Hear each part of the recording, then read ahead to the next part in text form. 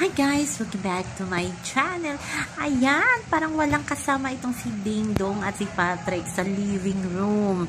At yan, makikita nyo talaga, marami talaga nakahalata na si Patrick talaga yung clingy kay Ding Dong. Talagang grabe kung makapag-alaga itong si Patrick kay Ding Dong. Parang baby, kaya minsan daw parang namimihasa itong si Ding Dong kasi makikita mo talaga na parang laging si Patrick daw ang nagmamahal or taga-suyo sa kanya. Makikita mo naman kay Patrick na napaka-maalaga niya kaysa iba niyang housemate ay talagang inaalagaan niya. O diba, ang sweet ng Dongpat.